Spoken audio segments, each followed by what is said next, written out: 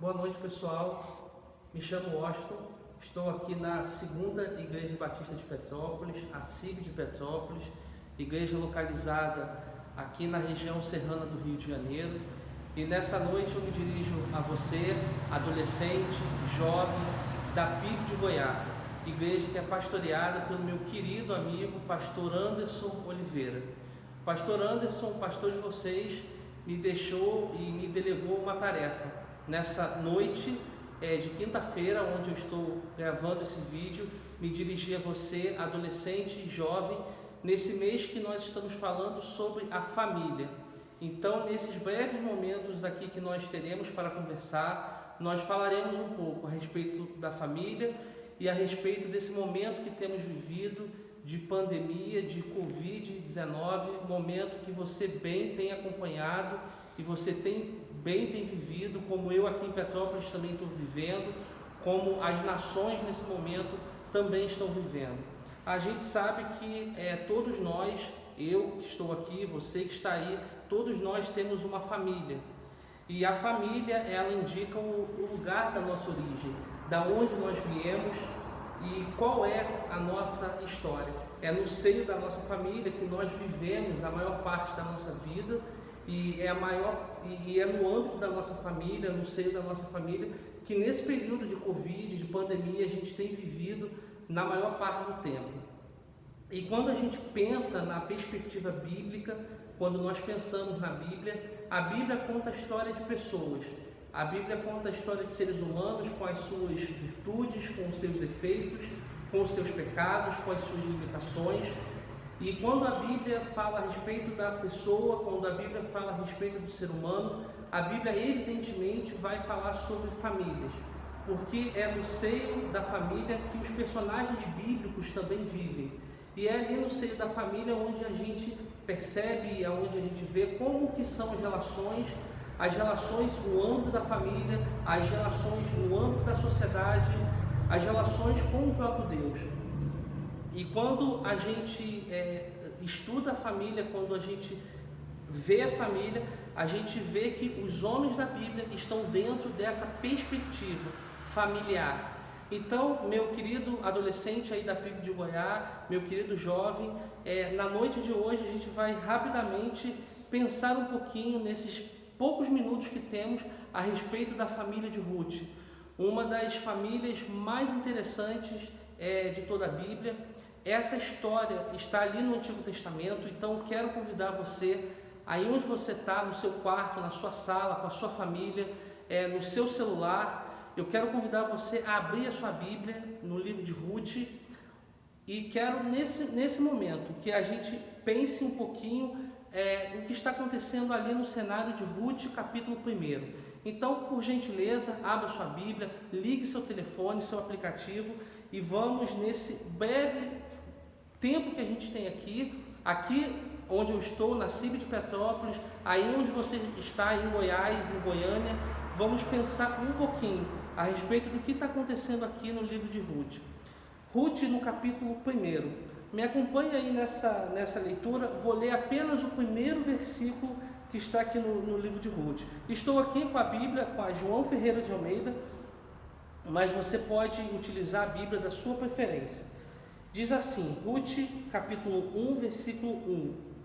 Nos dias em que julgavam os juízes, houve fome na terra, e um homem de Belém de Judá saiu a habitar na terra de Moabe com sua mulher e seus 2 filhos. Quero pensar um pouquinho com você a respeito desse texto, desse único versículo aqui que nós lemos. A Bíblia conta que houve uma grande fome na terra, uma dificuldade assolou toda uma família, uma grande fome assolou toda uma cidade. E é nesse contexto aqui que a gente vive de muitas lutas, de muitas adversidades, de muitas dificuldades, que esse homem aqui, nesse cenário aqui de total desolação, ele toma uma decisão. Ele pega a sua família e vai ali para a região de Moabe. Ele vai em busca de alimento, ele vai em busca de perspectiva. E isso se parece muito com o tempo que a gente está vivendo. Quem sabe aí você, aí em Goiás, aonde você está, quem sabe o seu pai, quem sabe a sua mãe, quem sabe um tio que você tenha, ou quem sabe mesmo você tem passado lutas, tem passado adversidades, tem passado muitas dificuldades por questão dessa pandemia que a gente está vivendo.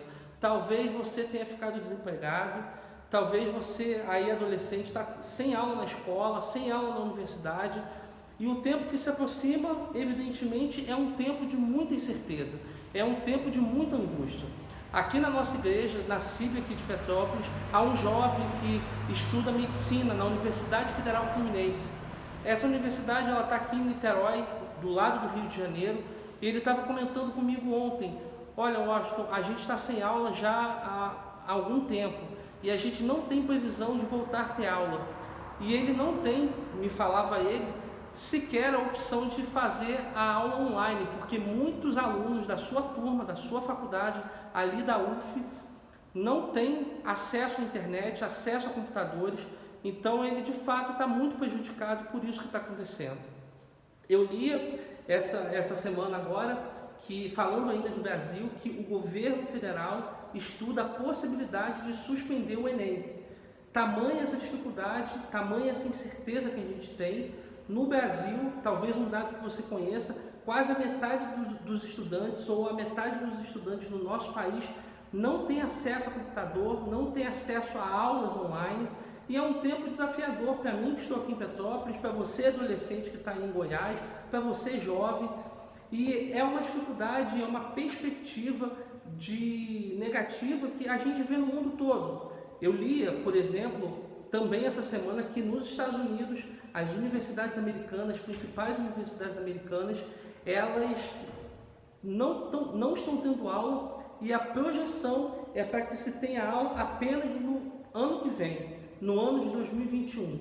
Esse cenário é o cenário que nós estamos vivendo, e é um cenário que guarda certa similaridade com o cenário aqui que a família de Noemi, a família de Ruth encontra nesse momento.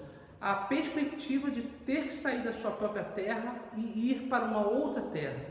E vai nos dizer que ali eles vão viver, ali eles vão passar um tempo, só que depois de 10 anos, o terceiro versículo, o versículo de número 3, ele vai nos indicar isso, que morreu o Elimeleque, marido de Noemi, e ficou ela com seus 2 filhos, só que posteriormente os filhos da Noemi também morrem. Então é um cenário de total desolação. Uma mulher, a Noemi, a mulher da história, ela saiu da sua terra, saiu de Belém, foi até Moabe, foi viver com seu esposo, com seus 2 filhos, num cenário de total incerteza. E agora o cenário ele se torna pior ainda.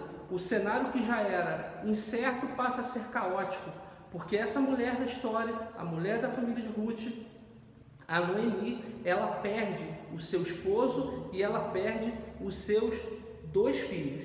E uma coisa que é interessante que vai acontecer com a Noemi, diante dessa tragédia que ela passa, é que a Noemi, ela, ali em Moabe, ali onde ela está com a sua família, ela toma uma decisão. Ela toma a decisão de voltar para casa, de voltar para Belém. Porque você, pela leitura do texto, pelo capítulo 1 do texto, percebe que a fome que assolava a terra anteriormente, ela já não se fazia presente ali naquela localidade ali onde eles estavam. Isso me lembra uma expressão que os mais antigos, que os mais velhos utilizam, que diz que o melhor lugar que nós temos que estar, que podemos estar, é no chão da nossa casa. Porque de fato, talvez ali onde aquela mulher estava vivendo, ali em Moabe, ela se reportava na mobília da casa, nas ruas que ela andava, ela trazia no seu coração a memória do esposo que agora estava falecido, mas não apenas do esposo que estava falecido, mas também dos filhos que estavam falecidos. Então, de fato, parece que não haveria mais nada para que ela pudesse fazer. Então ela decide voltar para perto dos seus, voltar para perto do seu povo, da sua gente, da sua família. E é um desafio o que essa mulher passou, o que essa mulher enfrentou, e a vivência em família também é um desafio para nós, porque nós bem sabemos que nesse tempo onde nós estamos, o convívio com as famílias, o convívio com a sua família, o convívio com a minha família, traz a nós lutas, traz a nós adversidades. Talvez você esteja me assistindo aí agora, talvez um familiar seu esteja afetado por essa questão do coronavírus, ou talvez você esteja no ambiente da sua casa achando que é difícil conviver, e de fato é difícil, está todo mundo com a cabeça e com a mente muito perturbada por isso tudo que a gente está vivendo. E logicamente você sabe, você adolescente, você jovem, sabe que a vida e a vivência em coletividade, no âmbito da família, nesse momento que a gente está, ela traz para a gente o desafio de conviver, né? E essa questão é uma questão que Noemi passa, que Noemi enfrenta, e ela toma essa decisão então da volta. E essa decisão que ela pega, a decisão de voltar, talvez tenha sido uma decisão difícil que ela tomou juntamente ali com o seu coração, com a sua mente, mas para ela, para aquela mulher tão afligida, com tanta dificuldade, com tanta luta, talvez fosse o melhor caminho, a melhor forma de ter em si um modo de viver, ter em si uma saúde emocional, ter em si uma possibilidade do recomeço. E às vezes tudo que eu e você precisamos é recomeçar. E nesse cenário então que ela está, que ela deseja recomeçar, ela vai se despedir das suas duas noras. E uma das suas noras, a órfã, decide voltar à casa dos seus.